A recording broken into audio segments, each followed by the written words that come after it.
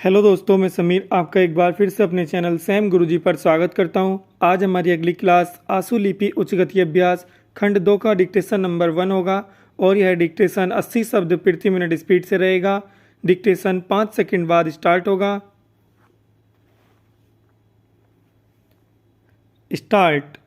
महोदय, पर्यावरण से तात्पर्य किसी एक व्यक्ति के परिवेश से नहीं वरन व्यक्ति के, समाज के, राष्ट्र के और इस सारी पृथ्वी के ही परिवेश से है, जिसका प्रभाव व्यक्ति, समाज, राष्ट्र और सारे विश्व पर पड़ता है।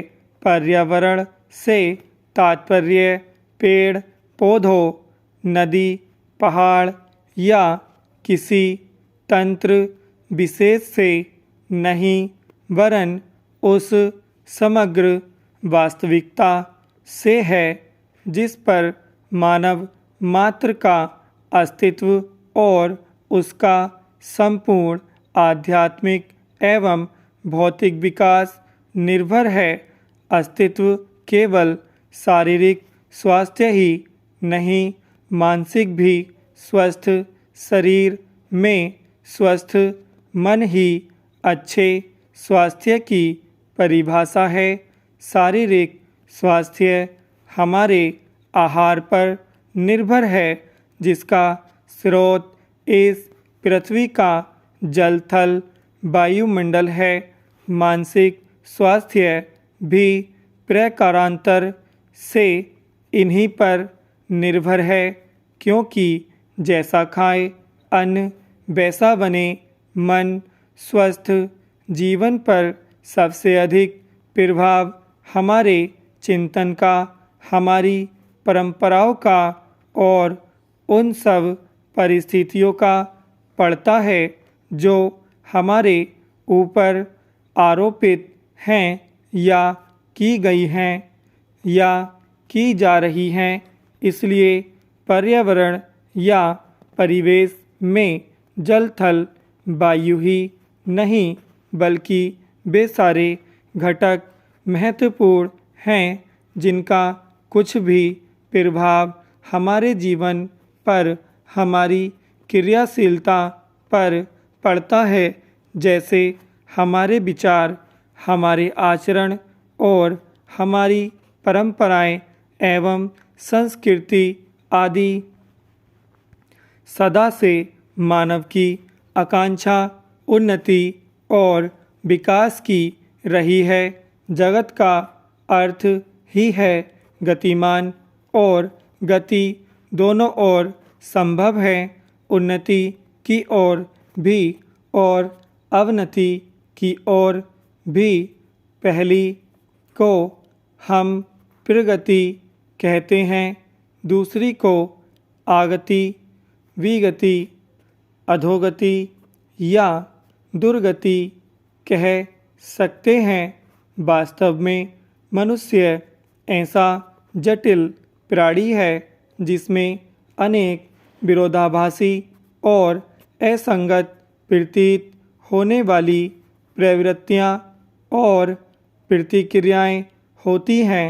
वह कानून और व्यवस्था की मांग करता है, किंतु चलचित्र, दूरदर्शन आदि में स्वतः भड़की हिंसा या खेलों में युक्तिपूर्वक की गई हिंसा अथवा अनीति से मंत्रमुग्ध भी हो जाता है। मनुष्य अपनी ही जाति या वर्ग के व्यक्तियों के प्रति प्राय बहुत अधिक प्रतिद्वंदी होता है, किंतु कोई बाहरी खतरा उपस्थित होने पर उनके प्रति हद से ज़्यादा सहयोगी बन जाता है। वह सड़कों पर या युद्धों में सामूहिक विनाश के प्रति उदासीन रहता है, किंतु किसी खान में फंसे हुए एक व्यक्ति या किसी कुएं में गिरे हुए एक बालक की रक्षा करने के लिए ढेरों साधन जुटा लेता है।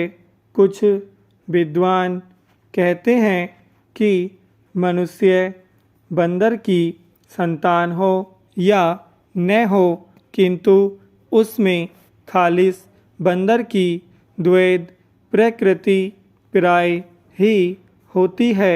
उसमें शाकाहारी बंदरों की भांति वृक्षों में उछल कूद करने की प्रवृत्ति तो होती ही है, साथ ही ऐसे बंदरों की स्वाभाविक जिज्ञासा भी होती है जो अत्यंत संगठित गिरोह में रहते हैं और भांति भांति का मांस खाने में मज़ा लेते हैं। मनुष्य की ऐसी परस्पर विरोधी इच्छा आकांक्षाओं से निपटना असंभव होता है, फिर भी किसी प्रकार का संतुलित मध्यम मार्ग अपनाना अनिवार्य होता है। यही बुद्धिमानी का रास्ता है। विद्वानों ने मानव की मूलभूत आवश्यकताओं को 5 स्तरों में रखा है। विराम। दोस्तों, यह डिक्टेशन 80 शब्द प्रति मिनट स्पीड से कंप्लीट हो गया है।